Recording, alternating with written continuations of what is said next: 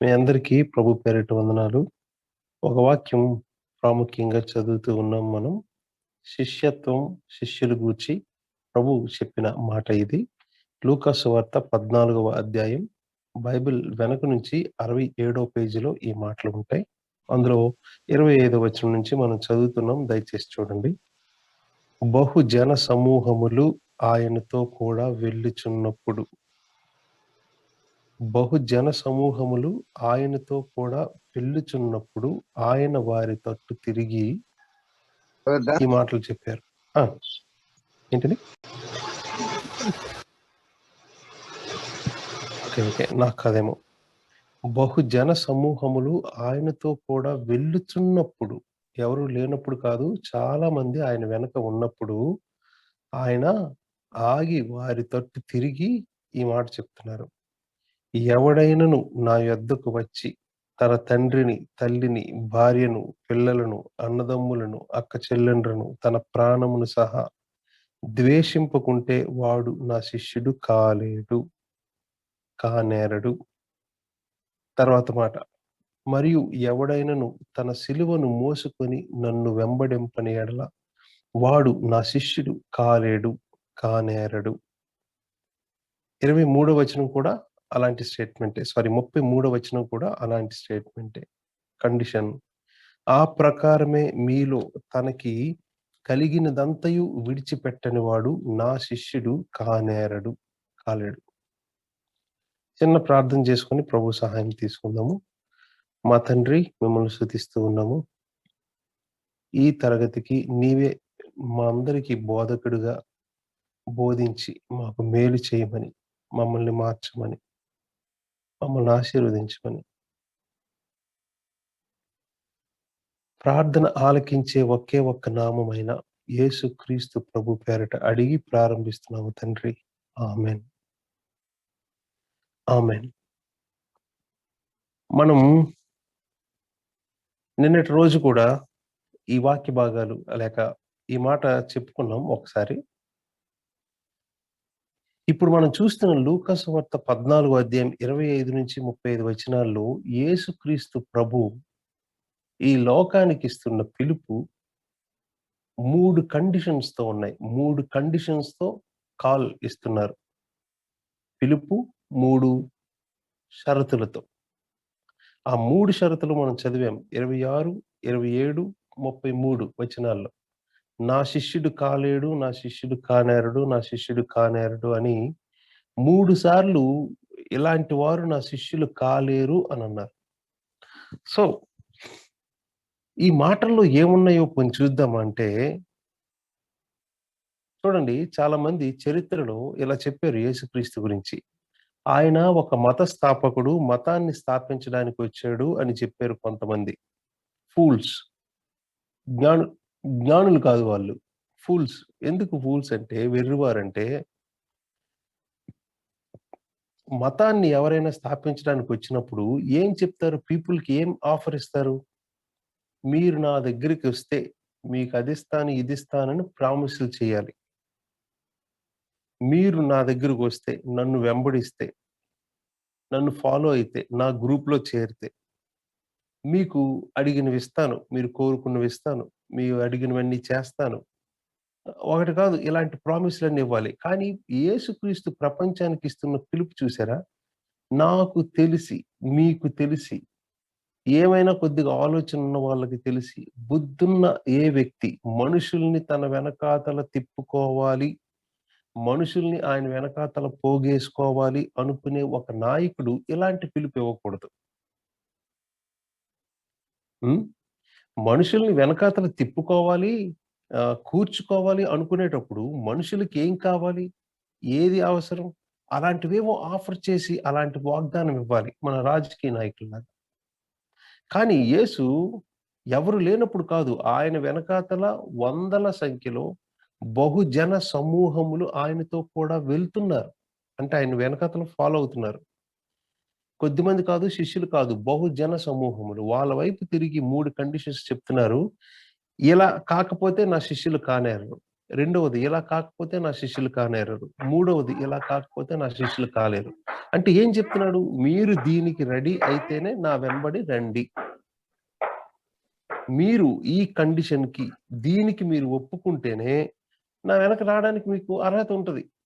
లేక నా శిష్యులు అవ్వడానికి మీకు అవకాశం ఉంటది. లేకపోతే మీరు నా శిష్యులు కాలేరు. ఇంతకీ ఏంటి ఆయన అడుగుతున్నది, ఆయన డిమాండ్ చేస్తున్నదంటే సామాన్యమైనది కాదండి. యేసుక్రీస్తు తన పట్ల శిష్యత్వం చేయడానికి ఈ మానవుల నుంచి ఆయన డిమాండ్ చేస్తున్నది మామూలు కాదు. అది ఎంతో పెద్ద కాంట్రోవర్షియల్ కాల్ ఇది. ప్రపంచానికి యేసుక్రీస్తు ఇచ్చిన ఈ కాల్ మోస్ట్ కాంట్రోవర్షియల్. ఎందుకంటే ఫస్ట్ కాల్‌లో చూడండి ఆయనేమన్నాడు, "ఎవడైనను నా వెంబడి వచ్చి ఎవడైనను నా యొద్దకు వచ్చి తన తండ్రిని, తల్లిని, భార్యను, పిల్లలను, అన్నదమ్ములను, అక్కచెల్లెండ్రును, తన ప్రాణమును సహా ద్వేషింపుకుంటే వాడు నా శిష్యుడు కాలేడు" అంటున్నారు గదా! అయ్యో! అసలు ఎవరైనా దేవుడు, మందిరం, గుడి, చర్చు అని ఎవరైనా వచ్చారనుకోండి దేనికొస్తారో తెలుసండి? వచ్చిన 100 మందిలో 33 మంది అంటే 100% తీసుకుంటే 33% వాళ్ళ అమ్మకో, వాళ్ళ నాన్నకో, వాళ్ళ పిల్లలకో, తన భర్తకో, భార్యకో, అన్నదమ్ములకో, స్నేహితులకి ఎవరికో క్షేమంగా ఉండాలి. వాళ్ళకి బాలేదు. వాళ్ళకేదో సమస్య ఉంది. భయముందనే ఆ భయంతో, సమస్యతో వాళ్ళ ఇంటి వారిని ప్రేమించొస్తారు. మా ఇంటి వాళ్ళకి, మా అమ్మ, నాన్నకి నేను మంచిగా తయారవ్వాలి. వాళ్ళకి చూసుకోవాలి.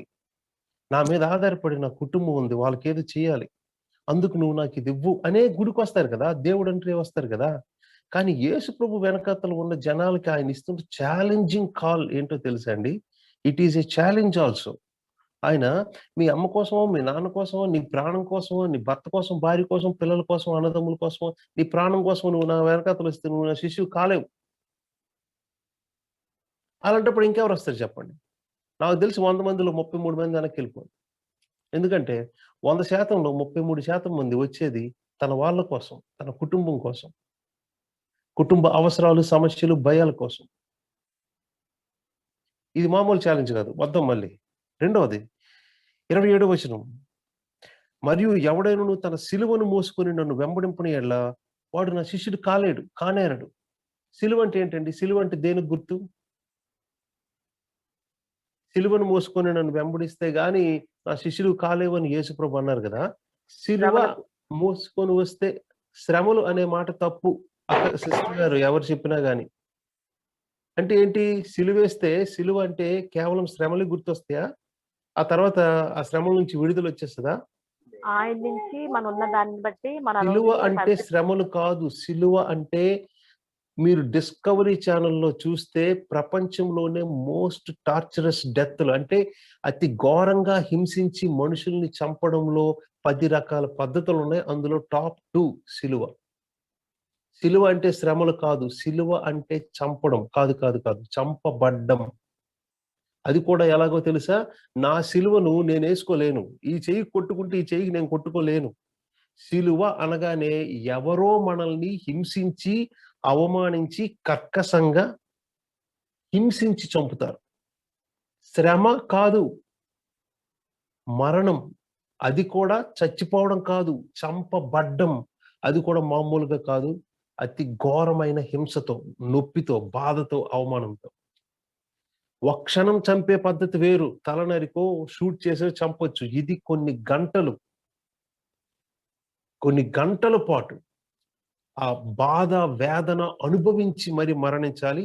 సిలువ is not a representation of sufferings, but it is the very clear representation of most torturous killing. Death కూడా కాదు, కిల్లింగ్. ఎందుకంటే నాకు నేను చేసుకోలేను ఆ పని సిలువ అనగానే. సిలువ అనగానే వేరే వాళ్ళెవరో నాకు వేస్తారు. అది కూడా ఎంతో అవమానకరం, మిక్కిలి వేదనకరం. నీ సిలువెత్తుకొని నువ్వు నన్ను వెంబడించకపోతే నువ్వు నా శిష్యుడివి కాలేవు అన్నారంటే, ఇదిగోండి సార్ నాకు తెలిసి అక్కడ ఒక 5 మంది తప్ప 100లో దాదాపు మిగతా పర్సెంటేజ్ అంతా ఖాళీ అయిపోవాలి. సిలువ ఎత్తుకొని నన్ను వెంబడించకపోతే నువ్వు నా శిష్యుడివి కాలేవు అంటే, అరే! నీ వెనకాతలొచ్చేది దేనికి? ఎవరైనా దేవుడు అని, గుడి అని, భక్తి అని వచ్చేది నీ వెనకాతలకొచ్చేది బతకడానికి. క్షేమంగా బతకడానికి. కానీ నువ్వేం చెప్తున్నావు? నువ్వేం చెప్తున్నారు సార్ మీరు? ఎవరైనా మతాన్ని స్థాపిస్తే అరే బాబు మీకు క్షేమంగా నుండి నూరేళ్ళు లేకపోతే 200 సంవత్సరాలు బ్రతుకుతారు, నా వెనకాతలు రండి, మీకు అది ఇస్తాను ఇది ఇస్తానని చెప్పి తీసుకొని వెళ్ళాలి. ఈయన లోకానికి ఇస్తున్న పిలుపు అర్థమవుతుందా? మీరు మీ శిష్యును మీ సిలువను ఎత్తుకోకపోతే, మీరు నన్ను ఎత్తుకొని వెంబడించకపోతే మీరు నా శిష్యులు కాలేరు అంటే, ఎవరు సార్ ఆయన వెనకాతలు వెళ్తారు ధైర్యం చేసి?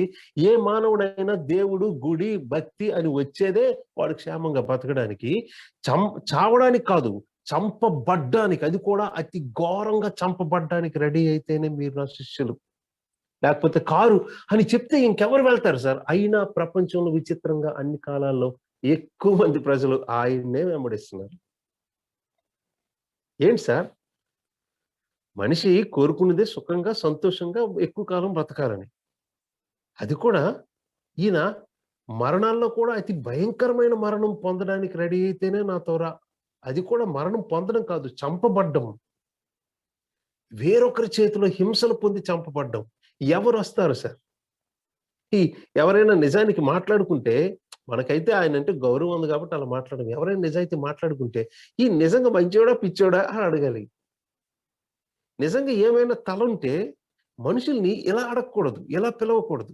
ఇలా పిలిచాడంటే అసలు ఏమనుకుంటున్నాడు ఆయన గురించి?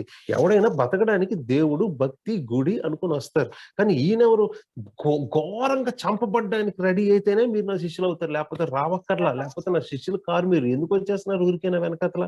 నా గురించి ఏమైనా తెలిసే వస్తున్నారా? నా డిమాండ్స్ ఏంటో తెలిసే వస్తున్నారా అన్నట్టు ఆయన వెనక బహుజన సమూహములు థౌజండ్స్ లో ఉన్నారు.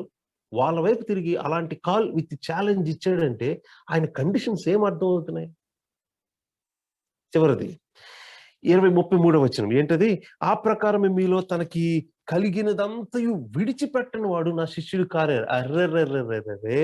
మొదటి పార్టు తన కుటుంబం కోసం ఎవరైనా ఏదైనా ఆశించి వస్తారు. రెండో పార్టు తన క్షేమం, ఆరోగ్యం, ఏదో ఆ భయాల కోసం ఆశించి వస్తారు. మూడో పార్టు ఏదో దేవుడిస్తే మేము బతుకుతాం, మాకు గొప్పగా ఆశీర్వాదం, సుఖం, సంతోషం ఏదో దేవుడిస్తే మాకు చాలు, అది కావాలని వస్తారు. కానీ నేనేమంటున్నాడు తెలుసా? కొత్తగా మీకు ఇవ్వడం ఏంటి? మీకున్నదే మీరు వదిలేస్తే గాని మీరు నా శిష్యులు కాలేరంట. ఇదేంటిది? ఏంటి సార్ ఇది? ఏమైనా లాజిక్ ఉందా? ఎవరైనా భక్తి, దేవుడు, గుడి అనుకుని వచ్చారంటే దేవుడు ఏదో ఇస్తాడు, దానివల్ల మేము క్షేమంగా, సంతోషంగా బ్రతుకుతాం, లేకపోతే ఆశీర్వదిస్తే గొప్పగా బ్రతుకుతాం అనే ఎక్స్‌పెక్టేషన్‌తో వస్తారే. బట్ ఈయనేమంటున్నాడు తెలుసా? కొత్తగా మీకు ఇవ్వడం ఏంటి? మీకున్నదంతా విడిచిపెడితే గాని మీరు నా శిష్యులు కాలేరంటే ఇంకెవరు వస్తారు చెప్పండి? నాకు తెలిసి మొదటి కండిషన్‌కి 33% మంది ఖాళీ అయిపోతారు. రెండో కండిషన్‌కి 34% మంది ఖాళీ అయిపోతారు. మూడో కండిషన్‌కి ఇంకా ఉన్న ఆ 33% మంది ఖాళీ అయిపోతే 100 మంది వచ్చినప్పుడు ఈ 3 మాటలు వింటే ఒక్కరు కూడా ఆయన వెనకాతల ఉండరు. కానీ మీరు ఈ మాటలన్నీ వినే ఆయన వెనకాతల ఉన్నారా? ఈ మాటలన్నీ తెలిసే ఆయన్ని స్టిల్ కావాలని కోరుకుంటున్నావా?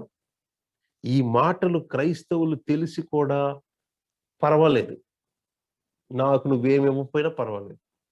నేను నా పేరెంట్స్ కోసం వచ్చాను, నా కుటుంబం కోసం వచ్చాను, నా బిడ్డల కోసం వచ్చాను, నా భార్య కోసం, భర్త కోసం వచ్చాను, నా అన్నదమ్ముల కోసం వచ్చాను, నా ప్రాణం కోసం వచ్చాను, నా ఆరోగ్యం కోసం వచ్చాను, భయం కోసం వచ్చాను, సమస్య కోసం వచ్చాను, ఏదో అవసరం ఉంది అది నువ్వు ఇస్తావని వచ్చాను. అవన్నీ నువ్వు ఇవ్వకపోయినా పర్వాలేదు, నాకు నువ్వే కావాలి అనే కంక్లూజన్‌కి వచ్చేవాడు క్రైస్తవుడు. ఇన్ అదర్ వర్డ్స్ యేసుక్రీస్తు ఫాలోవర్ లేక శిష్యుడు. ఎందుకు? ఏ అరే ఇలాంటి పిలుపు ఇచ్చినోడిని ఎవరు జ్ఞాని అనరు, పిచ్చోడు అంటారు. అలాంటి పిలుపు ఇచ్చినా గాని ఈ గొర్రెలు నిజంగా గొర్రెలే. వాళ్ళు దేవుడు పెట్టిన పేరు కరెక్ట్‌గా సరిపోతది. గొర్రెల్లాగా ఆలోచించకుండా వెళ్ళిపోతున్నారు ఈళ్ళందరూ అని కొంతమంది చాలా ఘోరంగా అవమానిస్తున్నారు. మీకు తెలిసిన విషయమే కదా క్రైస్తవుల్ని. బట్ ఇవన్నీ ఆయన డిమాండ్ చేస్తున్నాడు, ఇలాంటి పిలుపుతో ఛాలెంజ్ చేస్తున్నారు అని తెలిసి కూడా క్రైస్తవులు ఈ ప్రపంచ చరిత్ర అంతట్లో ఈ దేవుణ్ణే ఎక్కువ మంది అనుసరిస్తున్నారు, కోరుకుంటున్నారు, కావాలనుకుంటున్నారు. ఎందుకు అంటే మొదటి సత్యం అమ్మ, నాన్న, పిల్లలు, భార్య, భర్త, జీవితం, ప్రాణం, ఆరోగ్యం, జీవితంలో ఒక సంతోషం, ప్రతీదీ ఇచ్చిన వాడే ఈయన. Giver is the greatest.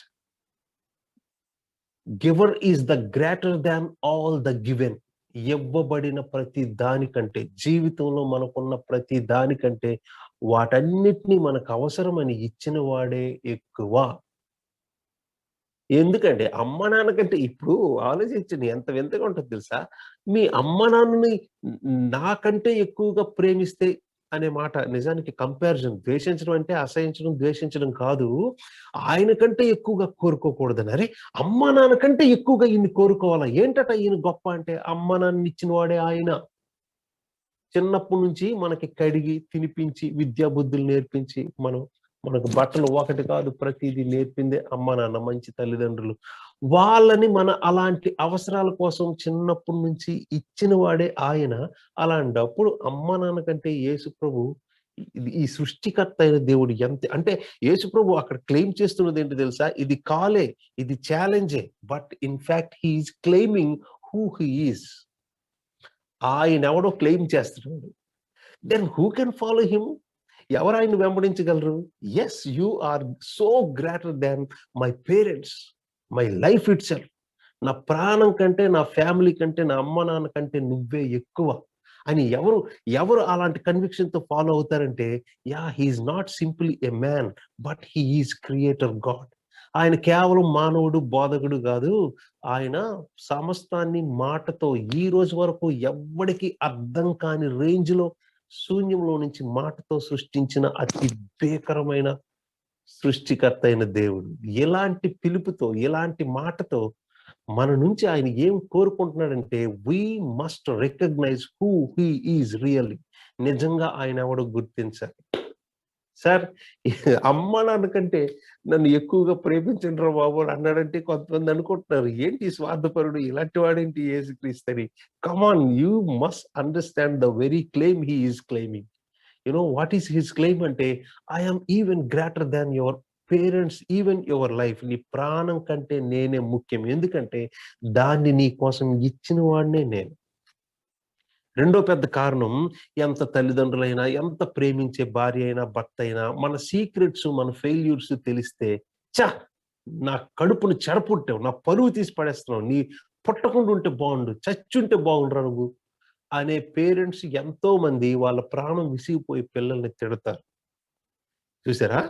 ఎన్నో సందర్భాల్లో మనకెంతో నిజంగా మనమంటే చాలా ఇష్టం తల్లిదండ్రులకి. కానీ వాళ్ళు మనసు చాలా బాధపడి, వాళ్ళ పరిస్థితుల్లో, వాళ్ళకున్న ఒత్తిడిలో, మనం చేసే పిచ్చి పనులకి యవ్వన కాలంలో చిన్నప్పుడు ఇలాంటి మాట అనే సందర్భాలు ఎన్నో సార్లొస్తాయి.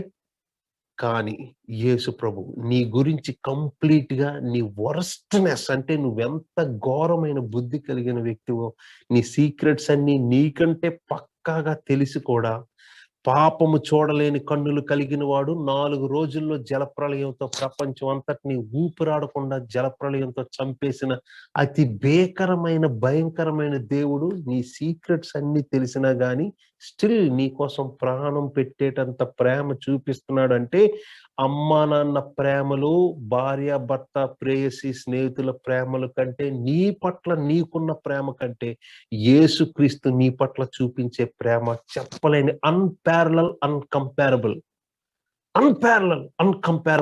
ఆయన ప్రేమకు సమాంతరంగా ఏ ప్రేమ రాదు. ఈవెన్ కంపేర్ చేయడానికి కూడా ఇంపాసిబుల్ అవ్వదు. యెస్. ఎప్పుడు నీ గూర్చి, నీ బుద్ధి గూర్చి, నీ మనసు గురించి, నీ జీవితం మొత్తం చీకట్లో, వెలుగులో చేసిందంతా ఆయన కళ్ళ ముందే జరుగుతుంది. అయినా నీ కోసం ప్రాణం పెట్టేటంత ప్రేమ. ఎలాంటి దేవుడు? అమాయకుడు, బుద్ధిమంతుడు కాదు. అతి భయంకరమైన దేవుడు. జలప్రళయంతో కొన్ని కోట్ల ప్రాణుల్ని జస్ట్ మ్యాటర్ ఆఫ్ 4 డేస్‌లో ఘోరంగా చంపినవాడు. ఈ రోజు వరకు భూమి మీద మొనగాడు. ఈ రంగంలో, అధికారంలో, శూరత్వంలో, వీరత్వంలో ఒకటి కాదు ఏ రంగమైనా తీసుకోండి. వైద్యంలో, జ్ఞానంలో, శాస్త్రంలో ఏదైనా తీసుకోండి.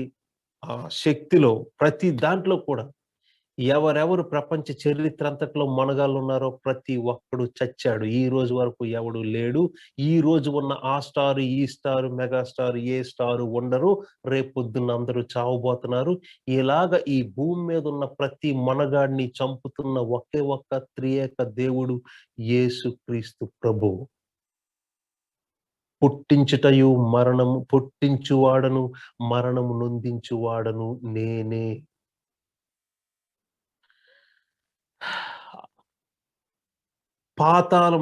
పాతాళానికి పంపించుచు అందులో నుంచి రప్పించుచు ఉన్నవాడును నేనే. మొదటి సమూయేలు 2వ అధ్యాయం. అన్న ఒక అక్క పాడుతుంది పాట.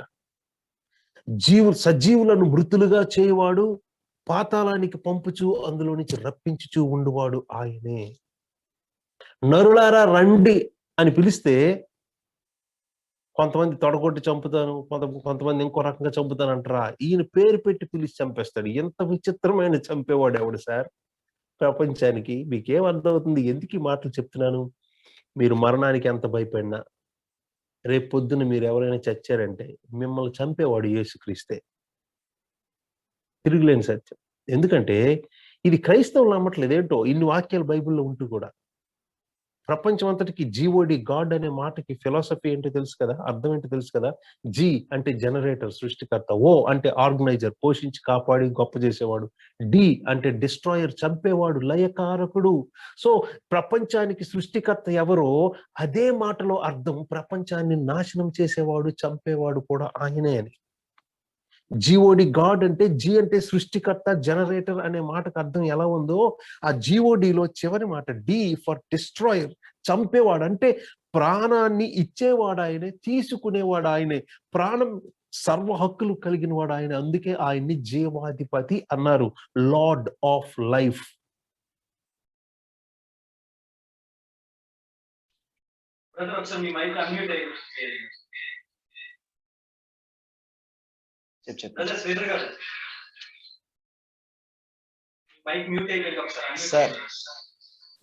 సార్ మీది ఇదే మ్యూట్ లో ఉందండి.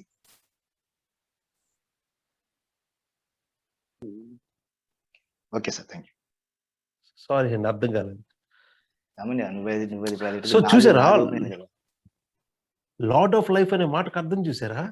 సి అది ఎంత విచిత్రంగా ఉంటుంది తెలుసా? ఈ మాట మీకు ఈ సందర్భంలో చెప్పాలి. బైబిల్ అంతట్లో ఈ మాట తండ్రి అయిన దేవునికి ఇవ్వలేదు, ఒక్క యేసుక్రీస్తుకి ఇచ్చారు. అది ఒక్కసారి ఇచ్చారు. అది ఎక్కడ? అపొస్తలుల కార్యాల్లో ప్రసంగం చేస్తూ పేతురు గారు చెప్పారు, మీరు తెలియకుండానే జీవాధిపతిని చంపితిరి అని అన్నాడు. అరే, జీవాధిపతిని చంపడం. జీవాధిపతి అంటే అర్థం ఏంటి? జీఓడి అంటే ఏంటి? Generator of life, organizer of life, even destroyer of life. Destroyer in the sense judge, తీర్పు తీర్చేవాడు. సో ఈ మాటలు బట్టి, బైబిల్లో ఉన్న ఎన్నో క్లెయిమ్స్ బట్టి, ప్రాణం ఇచ్చిన వాడే ఒకరోజు ప్రాణాన్ని తీసుకుంటాడు. సో ప్రపంచం అంతటికి అర్థం కాని రేంజ్ లో యేసుప్రభు ఇస్తున్న ఛాలెంజ్, క్లెయిమ్ ఏంటో తెలుసండి? మీ ప్రాణం కంటే నేను ఎందుకు ఎక్కువ అవుతానంటే, దాన్ని ఇచ్చిన వాడిని నేను. ఒకరోజు అది ఎప్పుడైనా పోయిందనుకో, అది పోవడానికి ఆజ్ఞ ఇచ్చిన వాడిని నేను. చిత్తమే నాది, టైమింగే నాది. సో యేసుప్రభు యొక్క క్లెయిమ్ లో మనకేం తెలియజేస్తున్నాడంటే, ఊరికే భయపెట్టడం కాదు. ఆయన చేస్తున్నది, అరే అబ్బాయి నేనెవరో మీకు అర్థమైందా? నేనెవరో అర్థమయ్యే మీరు నన్ను ఫాలో అవుతున్నారా? నేనెవరో అర్థమై మీరు ఫాలో అయితే, నిన్న వాక్యం మనం విన్నామే, అందులో కూడా ఏముందో తెలుసా? No demands from you, even though you are so godly. మీరు ఎంతో భక్తిగా ఉండొచ్చు, ఎన్నో త్యాగాలు చేయొచ్చు, బట్ మీరు చేసిన త్యాగాలకి, చూపించిన భక్తికి, విధేయతకి, పడిన కష్టానికి, శ్రమకి, పరిచర్యకి, ఎంత చేశాను కదా, దేవుడు ఏమిచ్చాడు అనే మాట నీ దగ్గర నుంచి రాకూడదు. ఎందుకంటే ఆ దేవుని యొక్క ఔన్నత్యం ఏంటో మీకు అర్థమైనా, నీ యొక్క ఘోరమైన పాపపు రోగం ఏంటో మీకు అర్థమైనా, you will not demand or expect anything, even though he gives more than we expect, we dream. మనం కోరుకున్న దానికంటే, కలలుగని దానికంటే ఇంకా ఎక్కువగానే ఇస్తాడు. బట్ మన వైపు ఉండాల్సిన సెన్స్ ఏంటంటే, అయ్యో ఎంత భీకరమైన దేవుడు, నా యజమాని, నా అన్నయ్య, నా స్నేహితుడని ఆయనే చెప్తున్నాడు. ఎంత గొప్పవానితో ఉండడం కంటే, ఎంత గొప్పవాని కోసం నా జీవితం, నా నా నా ప్రాణం, నాకున్న ఏదైనా ఖర్చు చేయడం కంటే ఇంకా అంతకంటే గొప్పది ఆశీర్వాదం ఏదే లేదు. మీరు విధేయత చూపిస్తే ఆశీర్వాదం ఇస్తాడని నువ్వు విధేయత చూపించడం కంటే, విధేయత ఆయనకు చూపించడమే ఆశీర్వాదం. నేను దేవుని కోసం ఇది ఇస్తే దేవుడు నాకేదో ఇంకా పెద్దది ఇస్తాడు అని ఆశించడం రైట్ కాదు. నువ్వు ఆయనకి ఏదో ఇవ్వడమే అసలు గొప్ప. ఏది ఇవ్వడం? ఏదైనా, నీ ప్రాణమైనా చివరికి. ఊరికేనేంటి, నీ సిలువను ఎత్తుకొని నన్ను వెంబడిస్తే కానీ నా శిష్యుడు కాలేమన్నాడు. ఆయన కోసం ప్రాణం పెట్టాలన్నా చాలా కృప ఉండాలి. క్రైస్తవులు ఎలాంటి వాళ్ళు తెలుసా? ముఖ్యంగా చాలా మంది యవనస్తులు. చూడండి, యవనస్తుల గురించి, పెద్దోళ్ళ గురించి మాట ఒకసారి చూడండి. ప్రభువా నీ కోసం ప్రాణం ఇచ్చేస్తామంటారు. దేవుడు నీ యొక్క మరణాన్ని ఆయన యొక్క సాక్ష్యంగా అంటే హతసాక్షిగా తీసుకోవడానికి నీ జీవితం సరిపోతుందా అనే ఆలోచన ఉందా? ఈ మాట ఎక్కువ మంది యవనస్తులు ఎప్పుడు చెప్తారు తెలుసా? పాపంతో ప్రతిసారి ఓడిపోతుంటే విసుగొచ్చి ప్రభువా నీ కోసం ప్రాణం ఇస్తాను, నన్ను చంపేయి, ఎలాగ నీ పరిచర్యలు చంపేయి, కానీ భక్తిగా ఉండవు. మీకు ఒక విషయం తెలుసు కదా, మలాకి గ్రంథం 1వ అధ్యాయం వాళ్ళు ఎలాంటి గొర్రెలని ఎలాంటి ఆఫరింగ్స్ తెచ్చిస్తున్నారో చూసారా? కుంటిదాన్ని, గుడ్డిదాన్ని, మచ్చలు ఉన్నదాన్ని, అలాంటి గొర్రెల్ని మేకల్ని తెచ్చి, మేకలు కాదు గొర్రెలు, కాకపోతే అలాంటి దూడలు అలాంటివేవో వాటిని తెచ్చి దేవునికి ఆ ఆల్టర్ మీద అంటే దేవుని యొక్క ఆ బలి అర్పణ ఇస్తుంటే దేవుడు ఏమన్నారు తెలుసు? సంతోషించారా? ఏయ్ ఏంటి ఇలాంటి పిచ్చివన్నీ తెచ్చి నాకు ఇస్తున్నారు, మీరు ఇవే ఇలాంటివి ఏంటి అంటే కుంటిదాన్ని గుడ్డిదాన్ని మీరు మీ యజమానికి ఇస్తే సంతోషిస్తాడా గిఫ్ట్ గా? అలాంటిది మీరు నాకు ఇలాంటిది తెచ్చి అవమానిస్తున్నారు. చూస్తారా? మీకు ఏదైనా లోపం ఉంటే జాగ్రత్త వినండి మాట, ఇప్పుడు మర్చిపోవద్దు.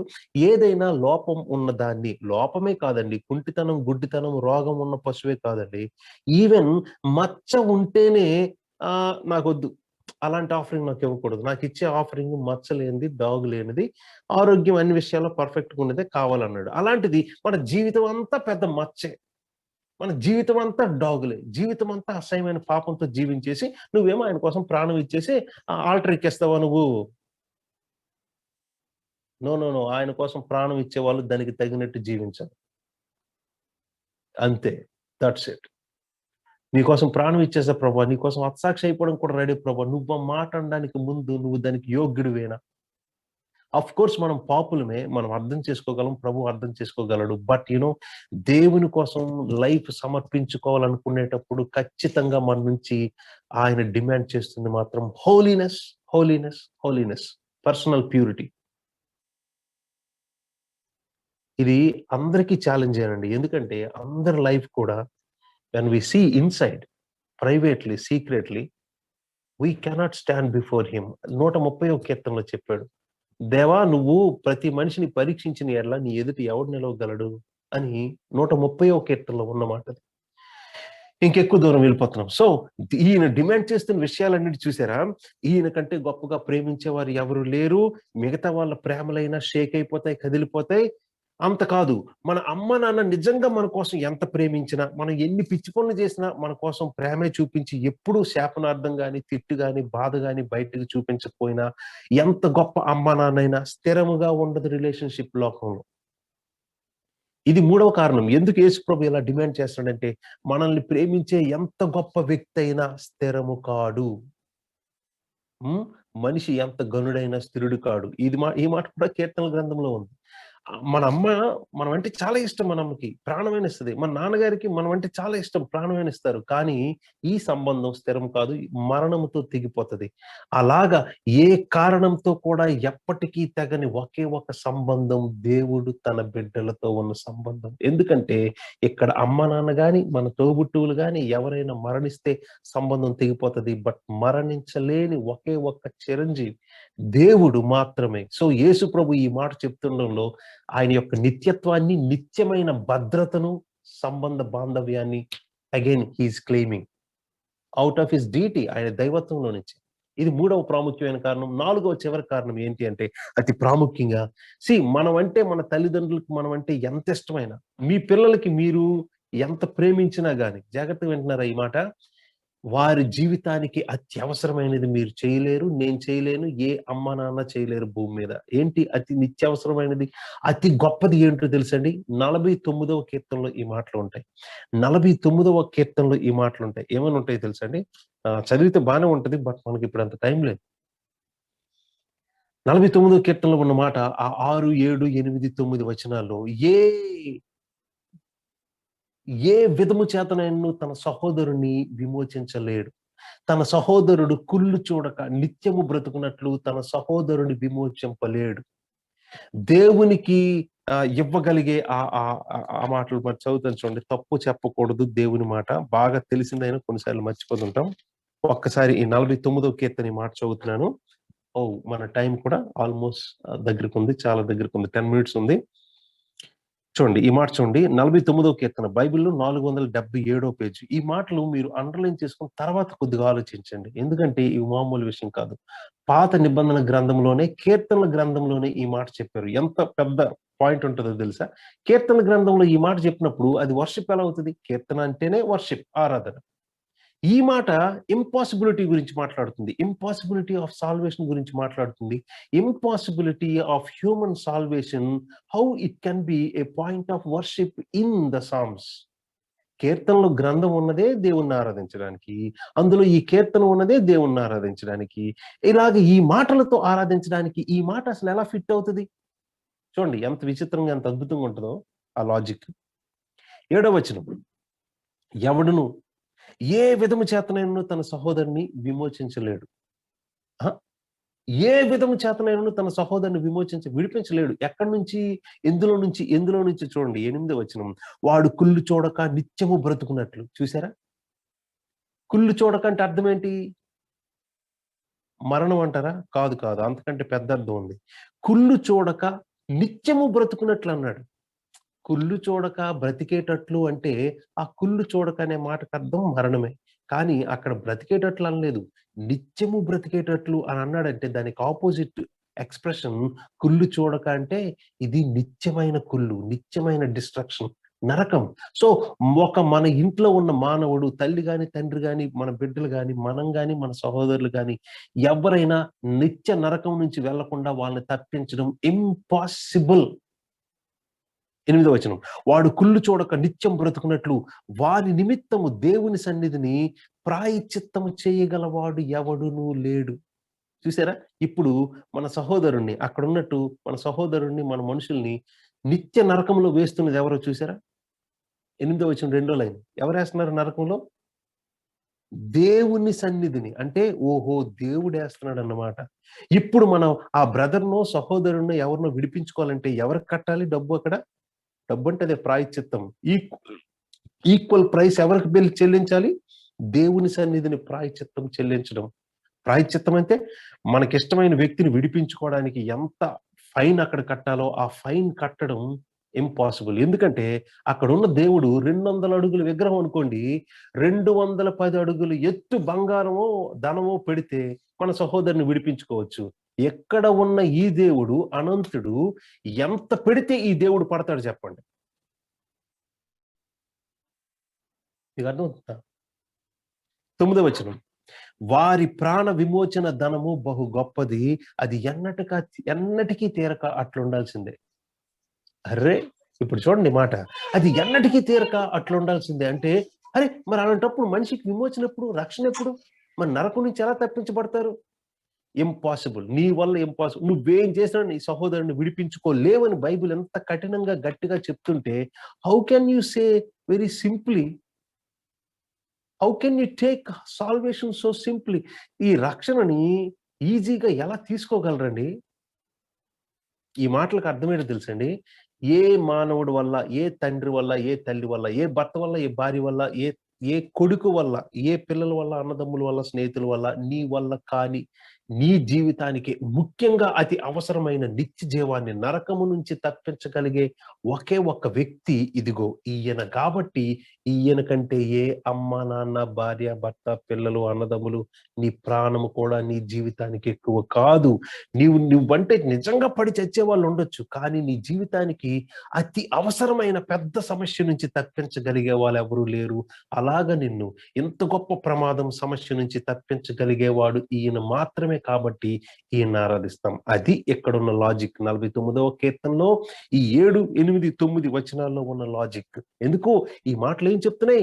ఏ మానవుడు ఏం చేసి కూడా దేవుని యొక్క తీర్పు నుంచి, నరకం నుంచి తప్పించలేడు తన ఇంటి వారిని అని చెబుతున్న ఈ మాట దేవునికి ఆరాధనగా పాడుతున్నారంటే అర్థం ఏంటి?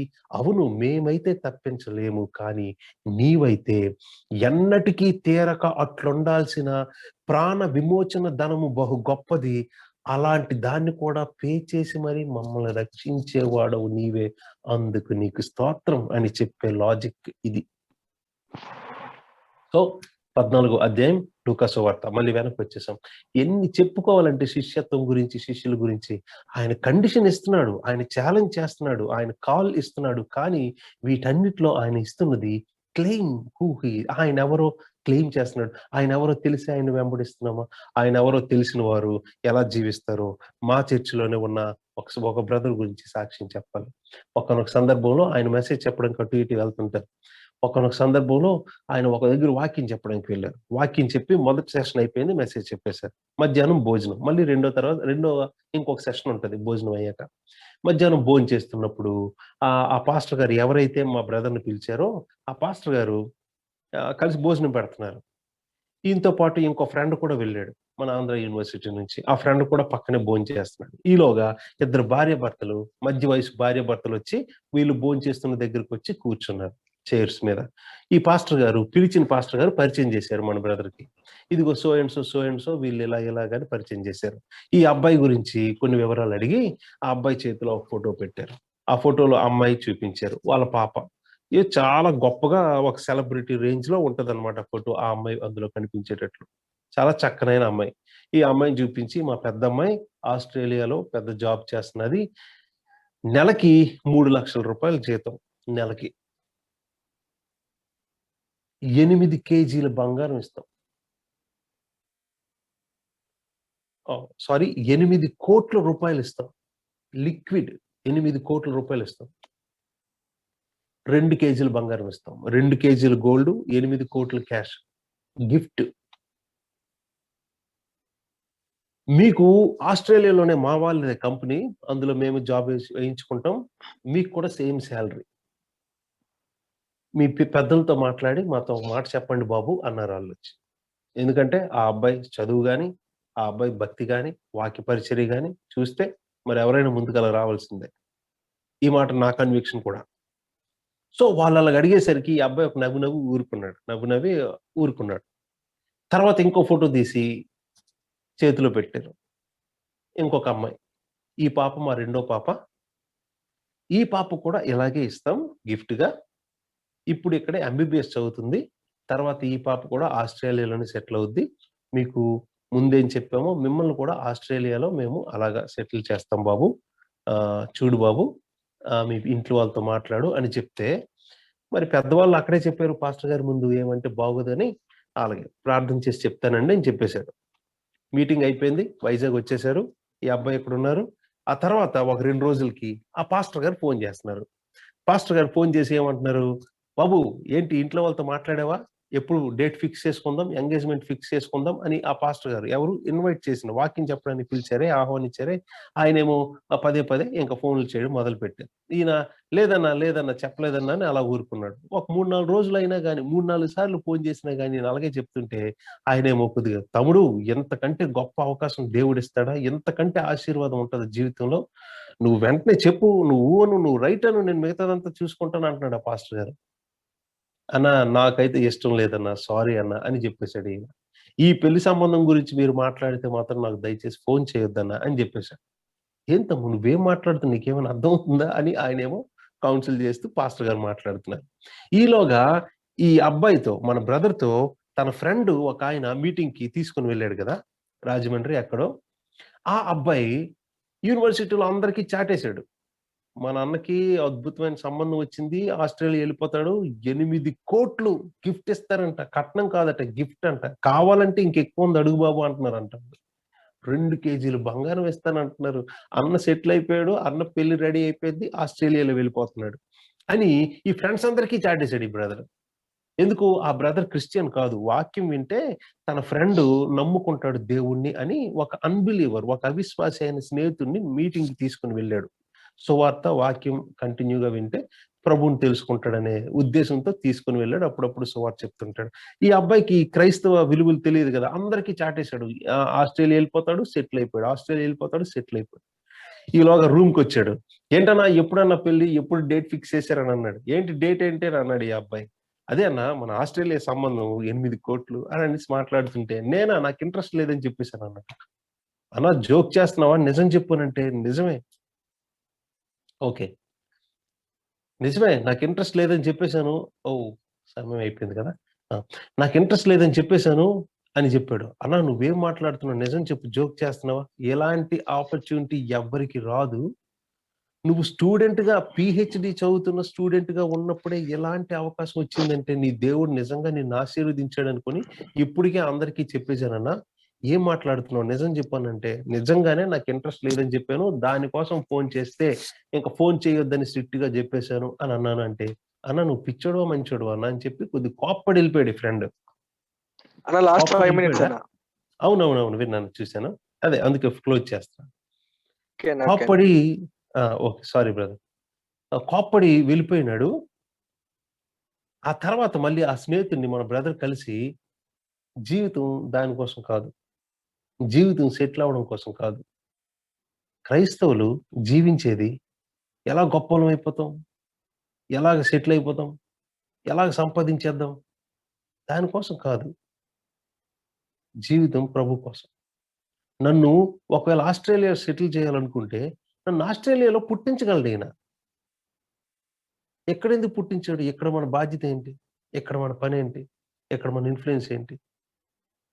మనం చేసే పని మనమే చేయగలం. అంత గొప్ప ప్రణాళికతో ఆయన సృష్టించిన తర్వాత, ఏదో అవకాశం వచ్చింది, లాటరీ తగిలిందని నేను ఆ పని చేయలేను. అది క్రిస్టియానిటీ కాదు నాకు తెలిసి. ఏమో మరి ఇతరుల పట్ల ఆయన దేవుని చిత్తం ఏంటో నాకు తెలీదు. బట్ నా పట్ల దేవుని చిత్తమైతే దేవుని కోసం సేవ చేయడం. పీహెచ్‌డీ చదువుతున్న వ్యక్తి ఇంకా ఉద్యోగం కూడా రాలేదు. ఈ రోజుకి రాలేదు. ఇదంతా జరిగి 7 సంవత్సరాలు అవుతుంది. ఈ రోజుకి ఆ అబ్బాయికి ఉద్యోగం రాలేదు. ఇప్పటికి అదే కమిట్మెంట్‌తో ఉన్నాడు. ఈ మాట ఇప్పుడు నేను ఎందుకు చెప్తున్నానో తెలుసండి? ఈ మాట చెప్పడంలో ఒకే ఒక ఉద్దేశం. ఆ రోజు ఆ స్నేహితుడికి అర్థం కాలేదు గానీ, ఒక 3 నెలల తర్వాత ఆ స్నేహితుడు మన చర్చ్‌కే వచ్చి, మన చర్చ్‌లోనే సాక్ష్యం ఇచ్చి, నాకు బాప్తిస్మం ఇవ్వండి అని నన్నే అడిగాడు. నన్నే అడిగేటప్పుడు ఆ అబ్బాయికి అడిగా, "బాబు ఇంతవరకు నువ్వు దేవుడిని నమ్మలేదు కదా! ఇప్పుడు బాప్తిస్మం ఇవ్వండి నమ్ముకుంటానని ఎందుకు అంటున్నావంటే" అప్పుడు ఈ విషయం అంతా చెప్పి, క్రైస్తవ్యం అంటే చాలా మంది మాటలతో చెప్పారు గానీ, జీవితంతో, త్యాగంతో చూపించి మరి ఆ! ఇది క్రైస్తవ్యం అని నిర్వచించి సాక్ష్యం ఇచ్చిన ఇదిగో అన్నున్నాడు అని ఆ అబ్బాయి గురించి సాక్ష్యం చెప్పాడు. పర్సనల్‌గా చర్చ్ అందరి ముందు చెప్పలేదు. ఆ తర్వాత చర్చ్ ముందు నేను చెప్పాను. మన బ్రదర్ లేనప్పుడు. సో చూసారా? ఇప్పుడు ఒక వ్యక్తిని దేవుని కోసం సంపాదించడానికి ఎంత ఖర్చు పెట్టాడు ఈ వ్యక్తి? ఆస్ట్రేలియాలో నెలకు రూ. 3,00,000 జీతం అనాలా? అందగత్తె అనాలా? లేక ఆహ్, 8,00,00,000 గిఫ్ట్ అనాలా? లేక 2 కేజీల బంగారం అని చెప్పాలా? ఇప్పటికి కొంతమంది మన బ్రదర్‌ని ఏమంటారో తెలుసా? యూనివర్సిటీలో, "ఈ అబ్బాయి ఫూలు, అనవసరంగా జీవితం అంతా వేస్ట్ చేసుకున్నాడు. గొప్ప గొప్ప ఆపర్చునిటీస్ వచ్చాయి. దేనికి వెళ్ళకుండా వేస్ట్ చేసుకున్నాడు." No, no, no. He is not a fool. ఏది ఎలాగా కోల్పోతామో అలాంటి దాన్ని ముందే వదులుకున్నవాడు ఫూల్ కాదు. ఎప్పటికీ కోల్పోలేని దాన్ని పొందుకోవడం కోసం. ఈ మాట చెప్పింది నేను కాదు, జిమ్ ఎలియట్. సార్ యేసుక్రీస్తు యొక్క శిష్యులంటే, యేసుక్రీస్తు ఎలా జీవించారో, దేనికోసం జీవించారో, ఏ మోటోతో జీవించారో, కేవలం యాక్షన్స్, లైఫ్ స్టైలు, మాట్లాడే ప్రేమతో మాట్లాడే విధానం మాత్రమే కాదు. Even mind set. యేసుక్రీస్తు శిష్యులు అంటే, ఆయన దేనికోసం జీవించారు, ఎలా జీవించారు, ఏ మోటోస్‌తో జీవించారో జీవించడం. సో, ఈయన ఇంత వదులుకున్న ఒక్క వ్యక్తిని యేసుక్రీస్తు కోసం సంపాదించాడు. చూసారా ఎంత విచిత్రంగా ఉందో? ఫినిష్ చేస్తున్నా, ప్రార్థన చేస్తున్నా. 49 కీర్తన ప్రకారం ఏం చేసినా తన స్నేహితుడిని, సహోదరుడిని విమోచించలేడు కదా! కానీ ఈ బ్రదర్ యేసుక్రీస్తుని ప్రేమించి ఆయన్ని ఫాలో అవ్వబట్టి మరొక మనిషిని దేవుని కోసం సంపాదించాడు. అలాగా ఇలాంటి బ్రదర్స్ జీవితాల్లో ఎన్నో సాక్ష్యాలు ఎంతో మందిని ప్రభు కోసం సంపాదించారు. ఎంతో మందిని ప్రభువు ఆరాధించేటట్లు వారి జీవితాలు ఫలభరితంగా ఉన్నాయి. ఎన్నో మాటలు, ఎన్నో అనుభవాలు, ఎన్నో కళ్ళ ముందు చూసిన సాక్ష్యాలు మన జీవితంలో జరిగిన సాక్ష్యాలు. బట్ ఇంతకు మించి ప్రస్తుతానికి ఇంకెక్కువ చెప్పలేం. మీకు ఈ విషయం అర్థమైతే, నిన్న వాక్య సత్యం అర్థమైతే, నీ ప్రభువు కంటే నీ దృష్టికి ఏది గొప్పది కాదు. ఆయన్ని ఫాలో అవ్వడంతో పోలిస్తే ఈ క్రికెట్ ప్లేయర్స్‌ని, ఈ సినిమా యాక్టర్స్‌ని, ఈ రాజకీయ నాయకుల్ని సిగ్గు లేకుండా బొమ్మలు పెట్టుకుంటారు. తల్లిదండ్రుల బొమ్మలు కూడా పెట్టుకోరు ఈ మనుషులు. నీ కళ్ళ ముందు, నీ దృష్టి ముందు ఏ సినిమా యాక్టర్, ఏ క్రికెట్ ప్లేయర్, ఏ రాజకీయ నాయకుడు కనిపించకూడదు. నీవు నిజంగా ప్రాణం పెట్టేటంత ప్రేమించగలిగే, కోరుకునేది ఒకే ఒక్క వ్యక్తి యేసుక్రీస్తు ప్రభు. ఆ కృప మనకిచ్చి మనల్ని నిజంగా ఆశీర్వదించి ఆయనే మహిమ పొందుకొనును గాక. ఆమేన్. చివరి ప్రార్థన. మా తండ్రి, మమ్మల్ని అందరినీ ఆశీర్వదించి రక్షించండి. మీరే మహిమ పొందుకోమని ప్రార్థన ఆలకించే ఒకే ఒక్క నామమైన యేసుక్రీస్తు పేరట ఈ ప్రార్థన ఆశీర్వాదాలు పొంది ఉండి ప్రకటించి ప్రార్థన చేసి పొంది ఉన్నాము తండ్రి. ఆమేన్.